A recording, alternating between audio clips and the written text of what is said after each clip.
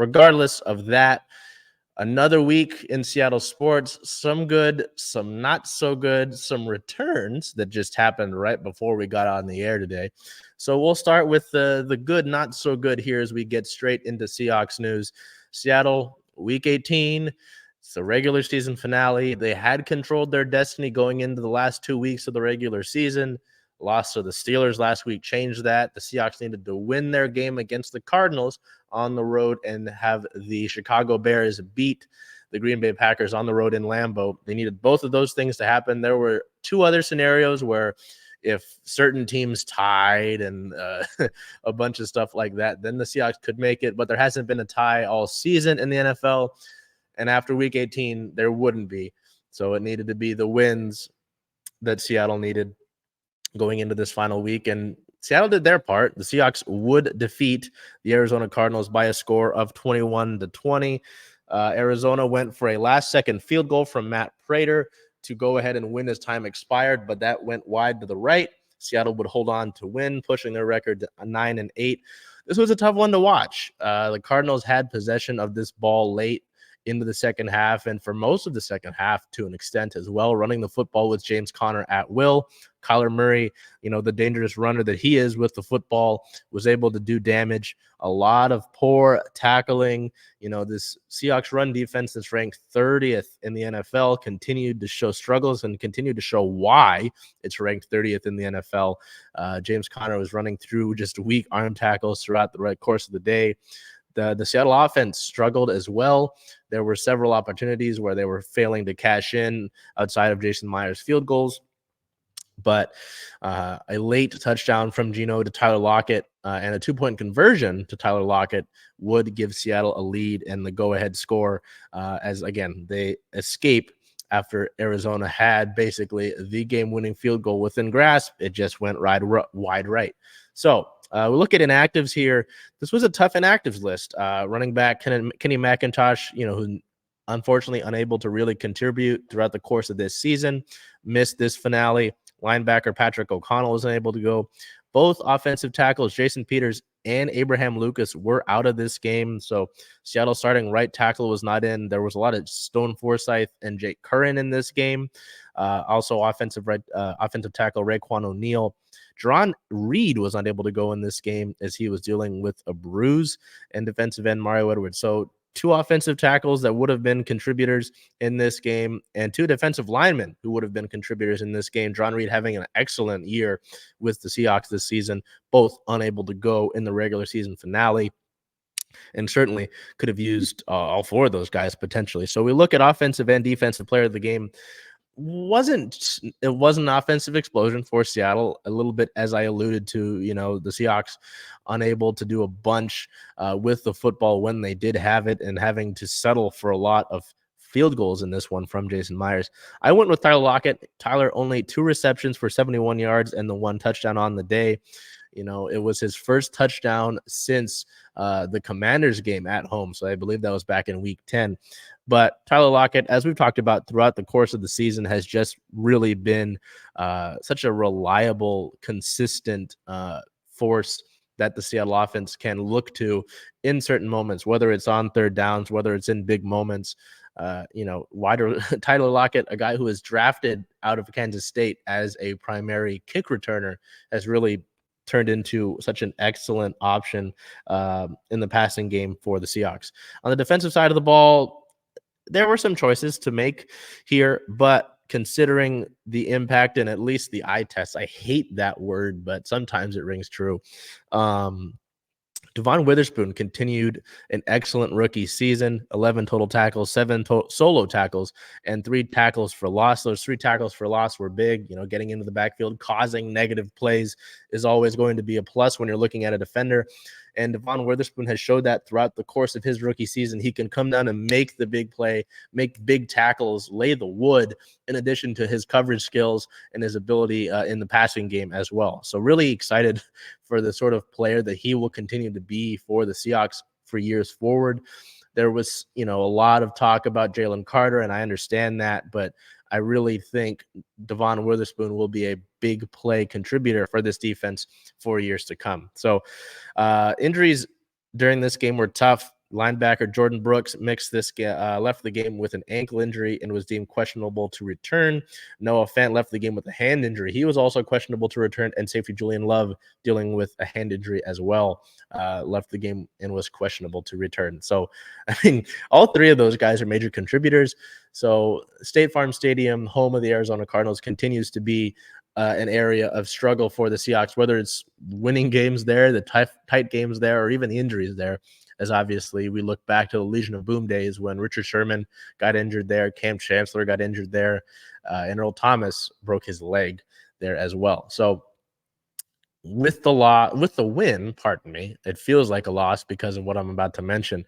With the Seahawks win, but the Packers winning their game to become the 7th seed, Seattle was eliminated from playoff contention. Seattle does go 9-8, but they missed the playoffs. And it leaves a lot of questions, and you'll see the Pete Carroll on your screen and wonder why. Well, some of you won't wonder why, but it's going to be an interesting offseason, and I say that for a lot. But this Seahawks franchise is at a unique point because there's a lot of young talent on this roster. Don't get me wrong. I just talked at length about Devon Witherspoon. I would love to give Jordan Brooks an extension.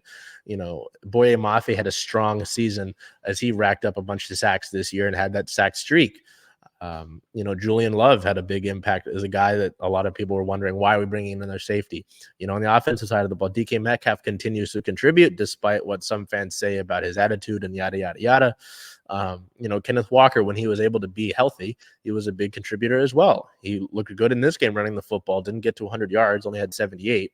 But the point is, there's a lot of talent on this roster, and they shouldn't have struggled as much as they did. Pete Carroll, talking on 710 today, said that they made a lot of young mistakes, and that's fine to a T. I understand that. There's a lot of young players. I just highlighted them.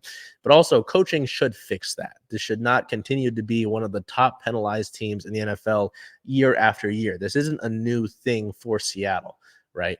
That run defense, I don't think that run defense being 30th in the NFL is a product of being a young team. You weren't a young team necessarily last year, and you were bad against the run as well.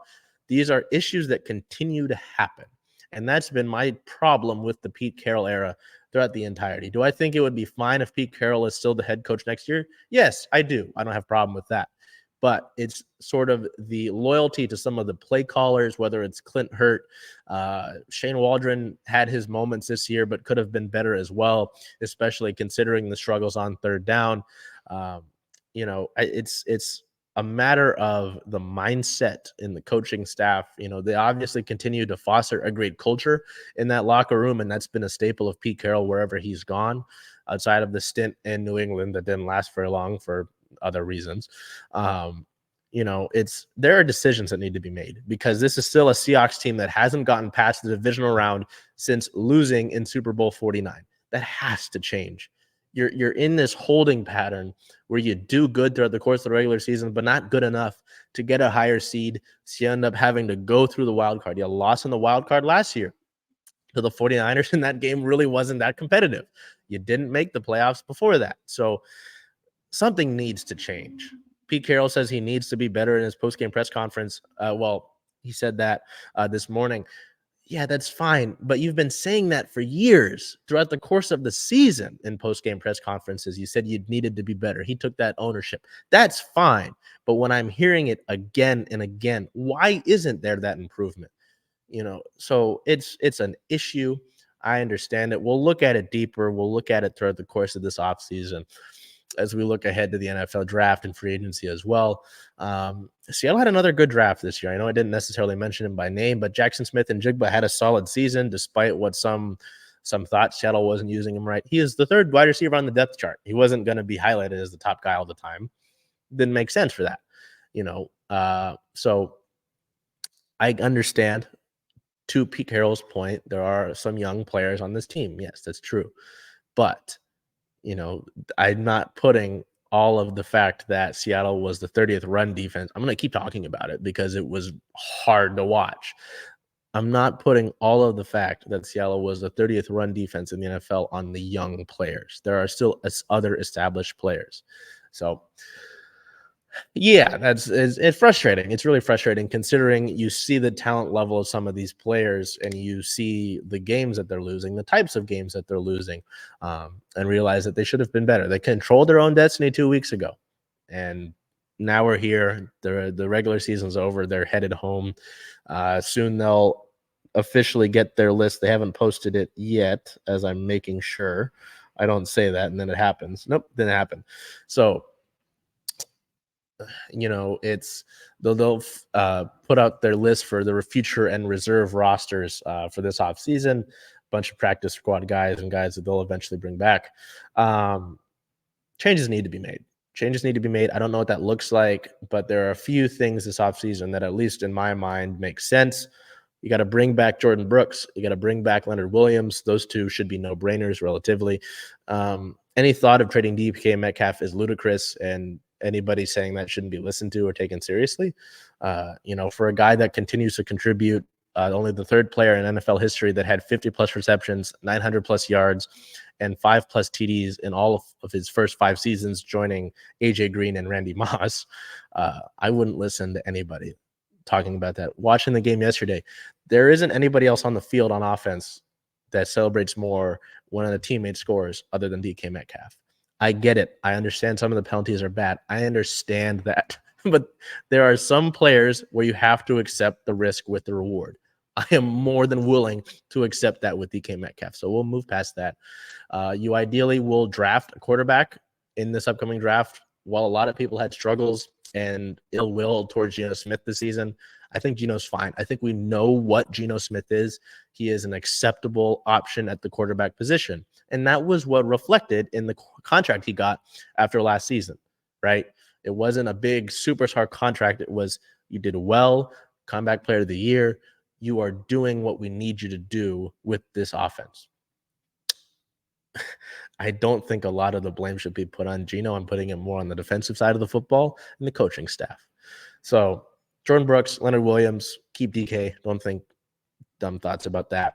But you do need to potentially add on the defensive line, mostly up in the nose tackle spot, to shore that up. Or maybe it's a change in thought on the defensive side of the ball with the play calling, because some of the schemes and the formations that we see from this defense are questionable, and especially when it's bad throughout the course of the year defending the run. So,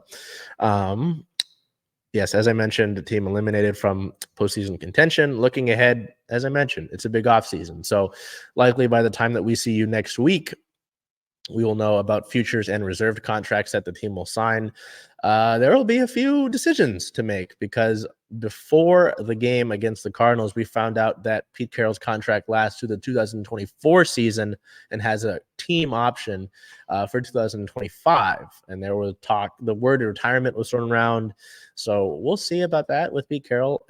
Going off of his comments today, it doesn't sound like retirement's a thing. He does say he intends to coach the Seahawks next season, and I'd be fine with that personally. But obviously a decision, some changes need to be made, and action needs to be taken, as opposed to talking about it. So we'll lead into that. We'll start. It's that time of the year where we start to look at mock drafts and look at free agents and situations like that.